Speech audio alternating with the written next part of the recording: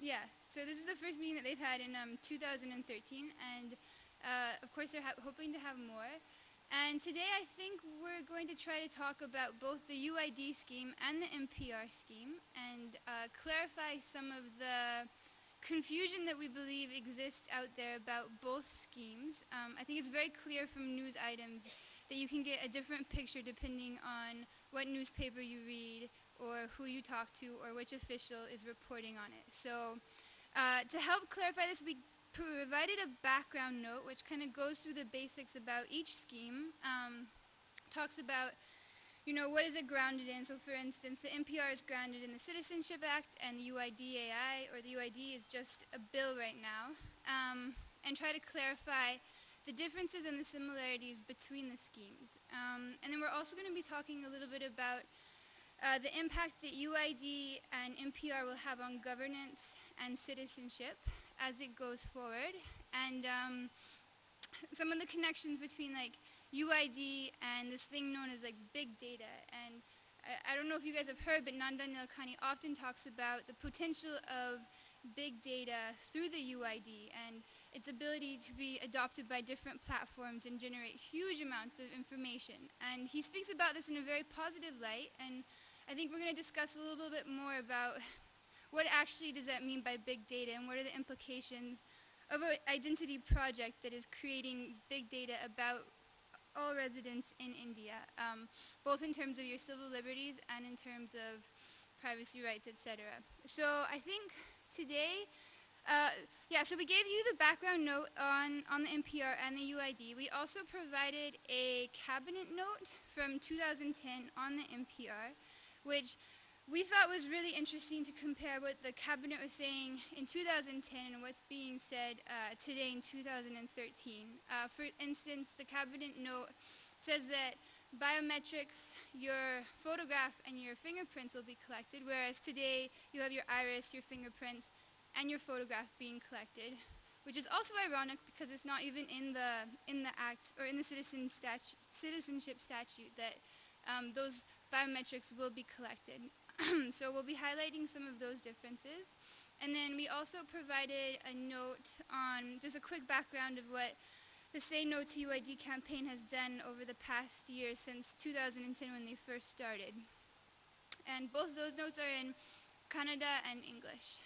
If you have any questions or corrections or suggestions, please feel free to share them throughout the day in conversation. And I think we'll start with Usha. Yeah, who will begin?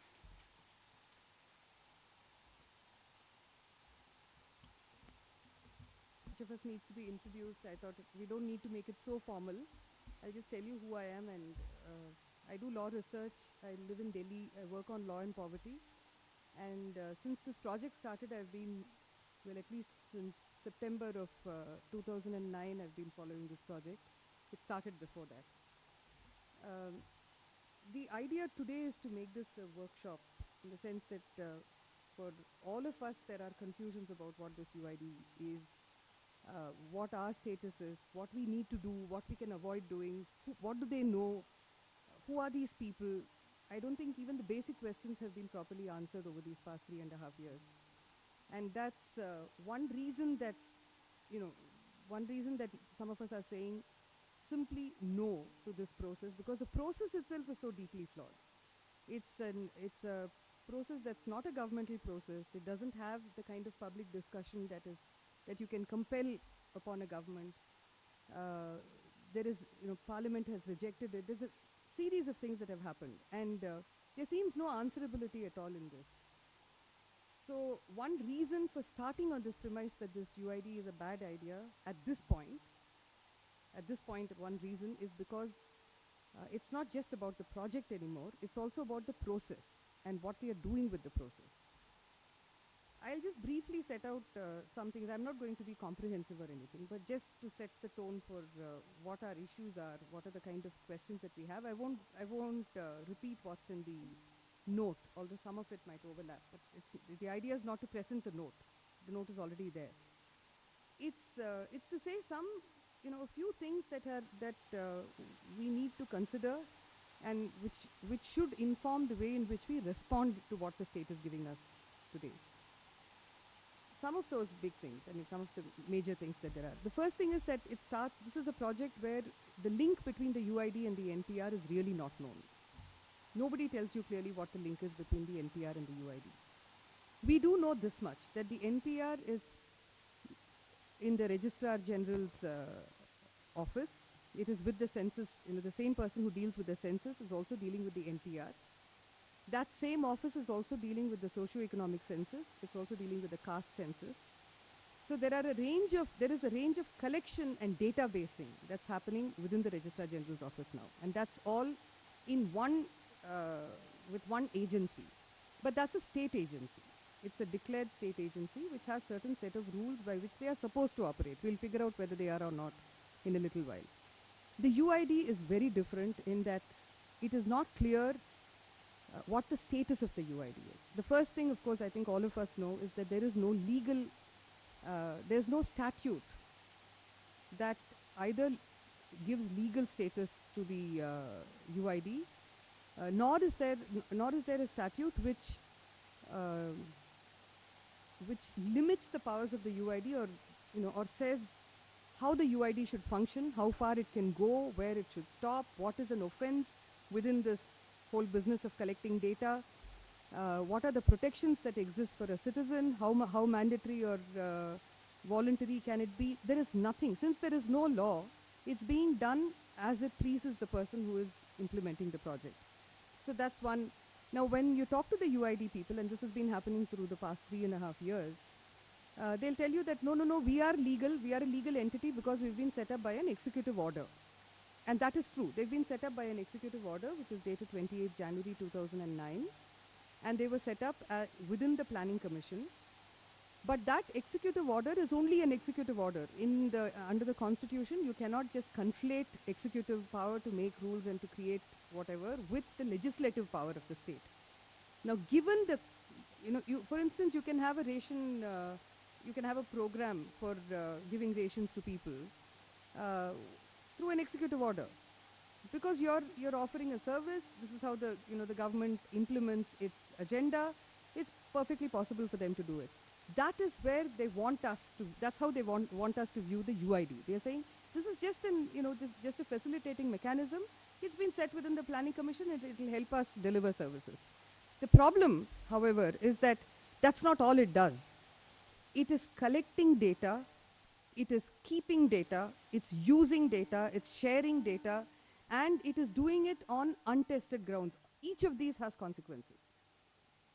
Now, all of us, I think, recognize that the way in which technology is now entering governance, it's changing the nature of the relationships, of various relationships. So, for most of us, I don't think we want that there should be no technology used in governance. We acknowledge that technology exists. We also believe that technology is a good tool. So it's not about saying no to technology. It's about saying no to certain uses of technology, which is a completely different thing.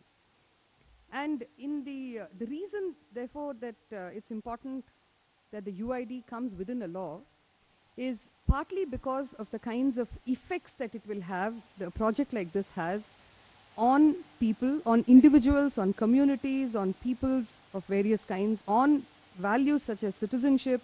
It has huge impacts on the relationship that that people have to demanding services from the state. It is intending. It's not just an incidental fallout of a project. It is an intended consequence of this project. That is the purpose of this project. So that's one reason that it cannot go without, without a law. The second thing is, if you look at how the UID was set up differently from the NPR, if we just do a little brief on how the NPR got set up. If you look at the UID, how it got set up, in that notification, one of the significant things that's said is that the UIDAI will own the data. It clearly uses the word own. All of us know that when the state does, collects whatever information, it manages that data, it holds that data, but it does not own our data. In this case, there are responsibilities that the state has. But here, the word, for the first time, you find the word own coming into a context like this. So when we are handing over information, we are not just doing it for delivery of a service. We are actually handing over ownership of that data to an agency which is unclear. I mean, its status is unclear. And why I say that its status is unclear is because if you look at from the word go, you had the strategic overview document. Even from there, from their first document, they had a pre-strategic overview document in 2009. And then in 2010, they revised it, and that's what's up on their website now since April 2010. They talk about how after the phase when they do their enrollments and that first stage is over, they will become self-sufficient and they won't need any more money from the government. And therefore, they'll become a unit on their own. Now, I have to say this because there is really no way of avoiding it, that Mr. Nandan Nilekani is, as an individual, he's a tool in a range of things that are being done in this process. It's not, at different points in time, we've had different people being used as that tool. In this case, it is Mr. Nilekani who's the tool. It starts with the UID project as far as this process is concerned. But the UID project will say this is voluntary, not mandatory. Then Mr. Nilekani will write a report on LPG, on PDS, on whatever. Mr. Nilekani as chairperson will produce a report where he'll say, seed it, make every database that's there, seed it with the UID numbers. Make the UID number a necessary part of how you're going to be delivering that service. So he himself, while he putting on his hat as the UID AI person, will be saying that, no, it's voluntary, we have, this is not mandatory at all. Will then be producing reports where he says that this will be, make it a necessary part of that functioning or they can't get delivered services. Then he produces another report where he says, all this data that is emerging, these are not things, the government has a lot of data with it. The government is incapable of dealing with all this data. So what you need to do, therefore, is to create these things called National Information Utilities. It's called the TAG-UP report, TAG, that's Technology Advisory Group on Unique Projects. That report is, Mr. Nilekani was the chair of that report too. And he says, they say that you create National Information Utilities. Hand over the data that the state has in its various, it collects data in various capacities, in various silos, it keeps it. It says you need to manage data better. So you hand it all over to these National Information Utilities, and then they will be, and I'm just quoting him because, I'm quoting that report because it's, there's no other way of, if I paraphrase it, it will lose its meaning. But he says, these will be private companies for a public purpose, and acting in the public interest. And they will be profit-making, but not profit-maximizing. So if this is not just a twist of language, I don't know what is. So there is a very clear line that we can see between the ownership of data by the UID AI, the lack of any kind of clear status about who, and if you look at the bill that was produced in the middle, in 2010, they introduced a bill after a lot of pressure from all of us. And when that bill came on, what that bill essentially said was that this will be a statutory body independent of everyone else and it will deal with everything internally. Even launching a prosecution when my identity, there has been a fraud on my identity, the only person who can launch that prosecution will be the UID AI. So that bill was only going, what it did essentially was to give all the powers that, it just gave powers to this agency. And there was no, there was no protection really that existed for any of us. And then you have the National Information Utilities coming in. So it's important to understand this because when we first noticed the significance of this was when in the Parliamentary Standing Committee report, the report says that the National Informatics Center had made a representation to the Parliamentary Standing Committee telling them that they had been saying from the beginning that a database like this that is created should be held by the government. It's only when we heard that we realized that it's not being held by the government. It's being held by some other agency. And who this agency is, just because it sits inside Planning Commission itself is difficult to have any control. If you look at what the Planning Commission can do, it can plan, it can suggest, it can do a lot. It cannot do anything that will violate our rights of any kind. Whereas here, the UID AI, because of the kind of data it collects, because of the kind of convergence of data which is intended. This convergence of data is not an unintended consequence. Tracking is not an unintended consequence. They are saying we'll be able to track people wherever they are and be able to deliver services to them. Basic thing is they can track. So these are things that you cannot do without some kind of statutory protection for citizenry. And that simply doesn't exist. So that's the UID. The NPR, it's after the Kargil, when the Kargil Review Committee came in, constantly they tell you that that Kargil Review Committee 2000 had said that you need to create a national citizen database. That is not correct. It did not say that. What the Kargil Review Committee said was that in the border areas, because you have this problem of infiltration, to be able to handle that, they just in passing, they said you could perhaps give the people there a national, a card which is a local card, which will tell you that they are Indians, they can quickly show it to you. Maybe that will help you check infiltration. It was a passing comment. There was nothing more than that. And they did not suggest. No, okay, Matthew disagrees with me. So perhaps just say it now, Matthew. It's a workshop. We don't have to.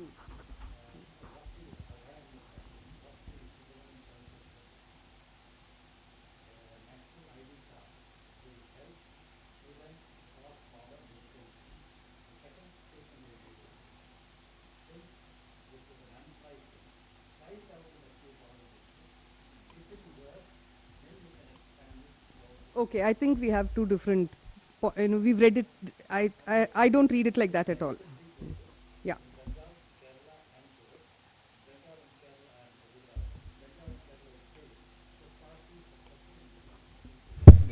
Yeah, so I think what we should do is each of us read the document ourselves because we have two different interpretations of this. But it did not say that you must have a national population register. I think that much is clear.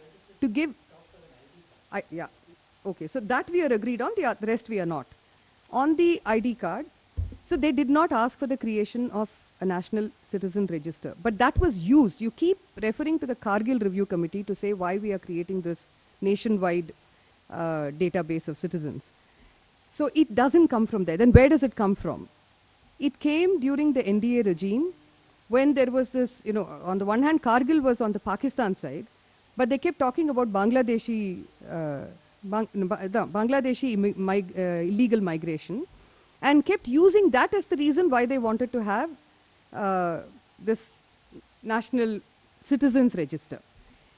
The 2003-2004 amendment to the Citizenship Act introduced the concept of the National Citizens Register and said that you can have this, you create a National Citizens Register in accordance with the rules that are made under this law. The rules that were made under this law, which is the Citizenship Rules of 2003, very clearly gives you 15 fields of data. There is no 16th, 17th and 18th. There are 15 fields of data. It does not include biometrics. In 2003, when they were making those rules, biometrics was not really being thought about, as it was only about ID cards. It was whether you have, and in the coastal, the MNIC, the Multipurpose National Identity Card, was started. It was all along, they said the coastal region is one place where you need to do it. You need to do it in the border areas. Essentially, to begin with, we start there because we need to be able to check infiltration. Now, after that, they have not amended the rules, and for me that matters. I'm a lawyer by training, and it matters because I find that when a state believes that it can violate the law and doesn't have to care about what the... A statement which is made, fine, but it exists right now. Your data is not happy right now. Whatever you've got in FIR, I can access an FIR if I want. If I want to get a gender specific thing, I can get it. So there is no security to any data which is happening in India right now. The only thing that you're saying is that with the UID, it makes it easier for me to get it. That's all. No, I think UID does more than easier. It interlinks everything. Whereas NPR is taking a certain amount of data just for, for security. Whereas UID, because it's connecting with our, with the health, with it's connecting with the finance and things, we have more insidious situation where, you can have... I'm talking of not NPR versus UID. I'm saying the absence of NPR and UID, a person in governance who has got a bad outlook in life can get any data that he wants of any community and use it how he wants. That's reality. No, to an extent it's right. Where the UID becomes an additional problem, like Kumar saying, because of the convergence which is happening, which is not something that can potentially happen, which by making you put your number onto every database which you enter, they are compelling you to subject yourself to that convergence. So it's a very different thing. See, there is one thing where data is available, people get it, technology is made data freely available. You can't really hide yourself anymore when you have this technology. That is true. We need to deal with that at one level. But there is another level. I'm asking the targeting issue. Yeah. When they say that UID can use to target. You know, but you don't I'm saying need that malice. it's No, see, valid, right? no, you don't need malice. With the UID, you don't need malice to be able to doing this. This is the routine that's being set in. And so you have to start somewhere with that battle. The UID has shown us the extreme to which it can go. So that's the project. That's the So, project. yeah, so we start with the extreme, and also, quite honestly, there are a number of things that are being thought through because of this. Three people cannot make a democracy. 3 people can destroy it. But 3 people cannot make a democracy. So part of the purpose of moving around, talking about it is to get more people, if it's possible. I mean, some places we've had more people, some places less. But I think it contributes to our understanding and thinking of this whole thing. But just on a smaller and more minor kind of thing now, some of the things that we can do which were being asked. See, this is a project where all of us know that this is only an experiment. And we have no means of verifying this experiment because of the kind of thing it is. We thought. But now we find actually people who have UIDs need to go for what are the kinds of problems that we have. One is biometrics. One is there really deduplication? Is it actually producing unique numbers? Will you get it only once? Will you not get it more than that? I think we need to do a lot more of monitoring this project through experimenting with it. So if people have already got UID numbers, that they go and register in 2-3 places. See whether they get, I know of at least one person who's got more than one UID number. But even if I would say, okay, that's maybe an aberration. Maybe it won't happen all that frequently. Anivar also knows somebody. Anivar knows somebody who's got, one person has got 3. And when we went to Alvar, Right now, 2 is common in most of the parts in Kerala because NPR and UID are both enrolling. And in the case of students, there is even 3 UIDs in some cases because they are also enrolled in the school. So this is a usual case. No, and that's enrollment, Anivar. Are they getting the numbers? yeah, they are getting numbers. Different numbers. Yeah, different numbers. Anyway, so I'm saying that that kind of experimenting is something we need to do. Just for us, because it's for us to engage with the system. If it's a good system and people find that it works for them, that's fine, then we use it. If they find that it's not a good system, and because I honestly think that this is an irresponsible experiment on a whole population. Apart from the tracking and all the rest of it, it is dumping stuff, making guinea pigs out of us with, you can't do it at this level. We are not a pilot country, and that's completely ridiculous. So we need to do some of these things too, where when people do get the UID, okay, either there are some of us who don't want the UID, we'll resist it as long as we can till maybe we get picked up, put in prison, and in that process they'll take our fingerprints and then they'll issue the number. There's nothing we can do about it at that stage. But this is one thing we need to do. The other thing, I think it's written in the background document, there are cases which are in court. Matthew is part of one of those. There are other cases in different places. One of the fundamental things that we are trying to get through that is essentially, is as an interim measure at least, to tell them stop making it mandatory because there is no readiness in any case. At this stage, there is no readiness. Without mandatoriness, if the UID is able to proceed, which they were not able to do earlier, then we'll figure out how we think about it. But this coercion and compulsion and oppression is something that in any event we have to resist. I think that. Yeah. But I think that there Can is we, another serious problem. One question. Yeah. Another serious problem is that, because the neoliberal agenda and I think you raised that there is a huge amount of stuff that is happening on the poor right now, and anybody who's going to resist, whether it is against a nuclear plant or whether against a mining area or what, this UID, by this convergence of data, you can actually freeze their account, you can freeze their rations, you can freeze, and you can cut the resistance off. Now, who will want the data, right? The companies, the banks, or whoever else that are freezing, microfinance companies, you've already mentioned, right? Why do they want it? Because then they can, go after these people, they're already killing them and committing them, or making them commit suicide. But here there are direct dangers, and I think to say that we cannot educate the poor about it is a problem, because I think the future is the poor. It's not going to be you and me that are going to be attacked. Maybe you and me because we are resisting. We might, our bank accounts might be frozen too, but I think we can survive because, you know, there will be somebody else that can help us. But I think at the grassroots level, the people that will have to survive or who are struggling for their lands or struggling for their EWS little house or whatever else they're going to do, they will be just completely decimated. And once the large majority is decimated, it's very easy to control, you know.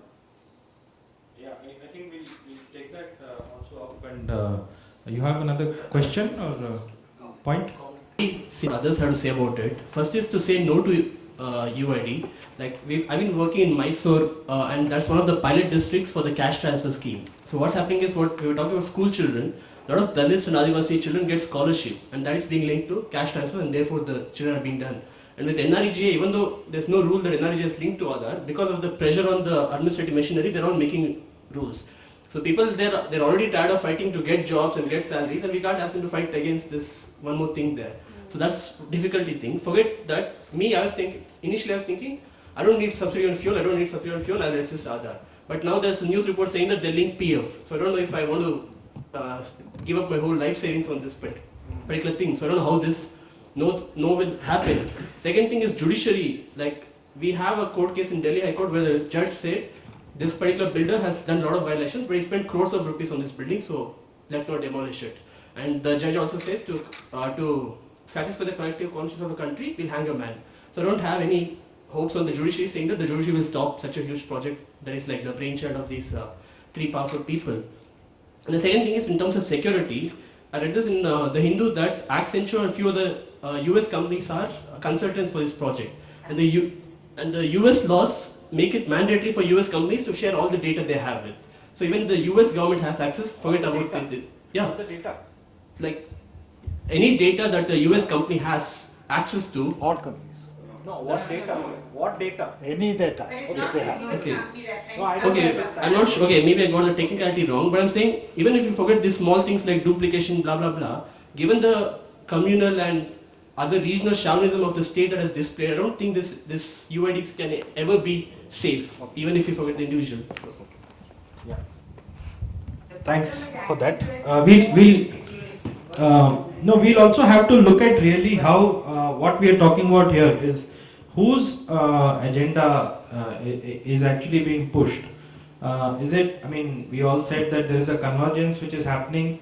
There is a lot of convergence which has happened on many other, whether it's funding organizations, whether it's multilateral, bilateral. So if the Planning Commission can be seen as the point of this convergence.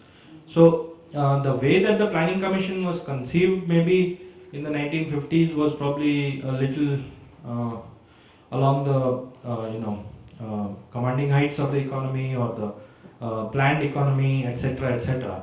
And so that is where actually the transition or the transformation has also already happened. So what Anant was talking about earlier in terms of governance, we should actually look at, if the Occupy Wall Street groups were really coming together to challenge certain changes in governance or changes in the way lobbies were really working, to draw maybe a crude parallel, what would happen from the point of view of the corporates to look at what would actually be to Occupy policy. Occupy policy in terms of, I mean, of course, if you take the specific instance, the Bangalore Agenda Task Force as an example in the early 2000s, would actually draw us to saying that not only we should be a task force, but we should also be a implementation task force. There's no difference between the way that this kind of Occupy policy that has happened, convergence which actually brought together ideas from different people, and you can see that in the, I mean, those of us who have closely read the book, I am not one of them, but I could see that many ideas from many different people and many different sectors of society have been brought together in Nandan Nilekani's book.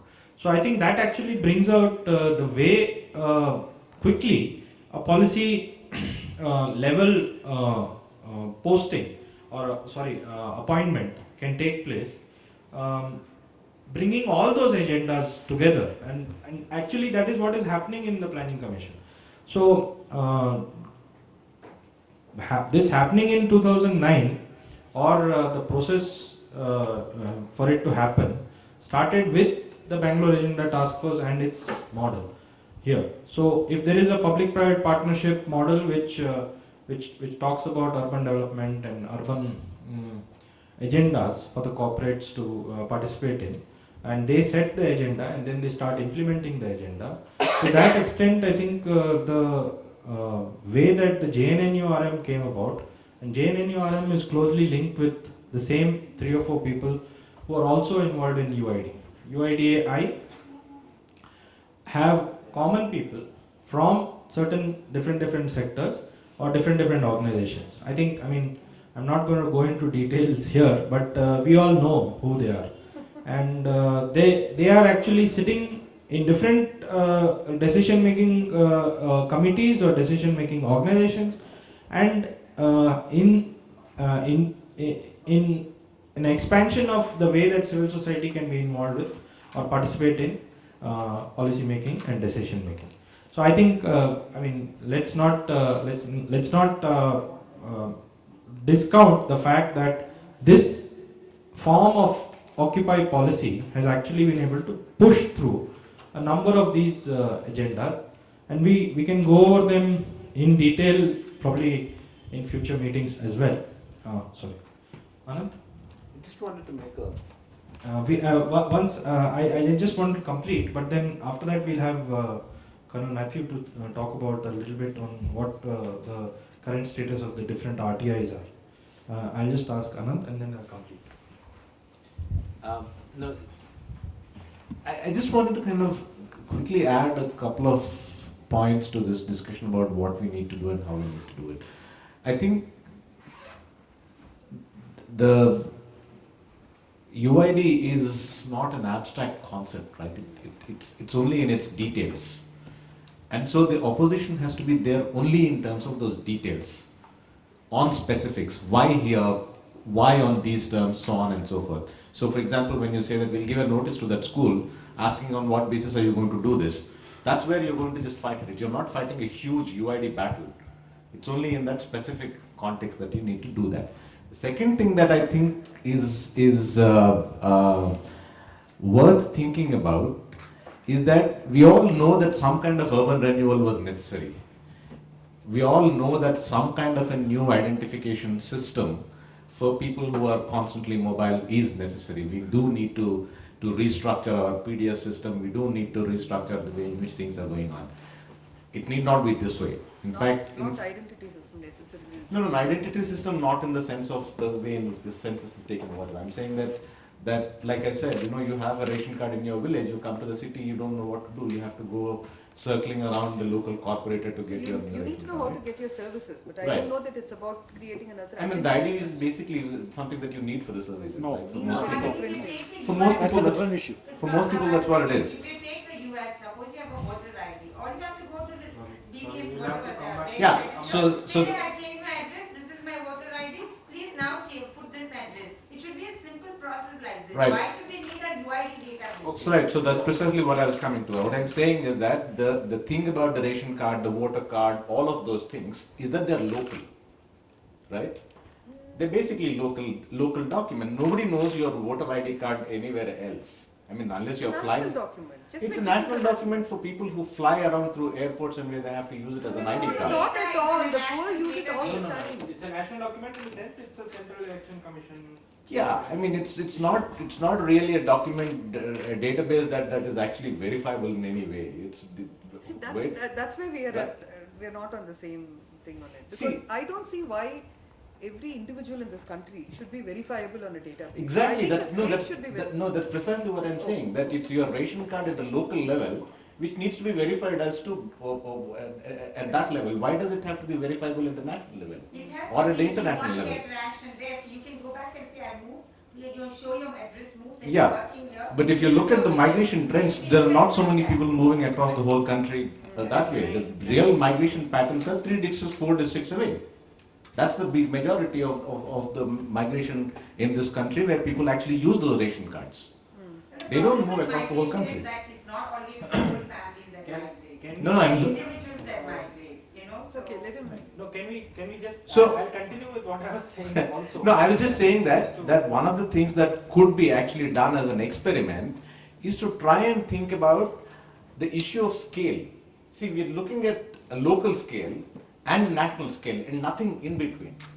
We really have no way of thinking about what happens at the district level, at the state level, at the regional level, so on and so forth. And I think it's worth thinking about those kinds of issues also when we are thinking about the ID, because ID is about that scale.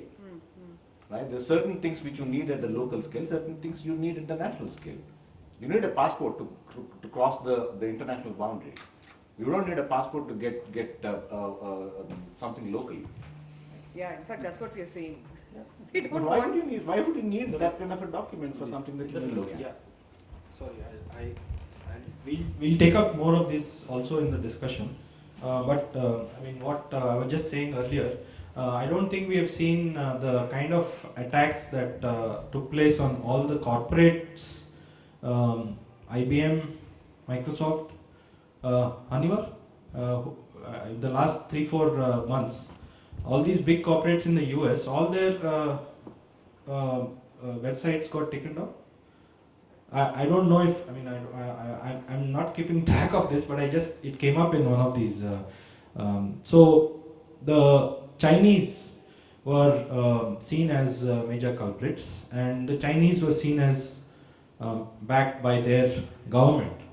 That who were the real culprits? I'm not sure if can you tell us if there's any of these hacking which took place. No, sorry.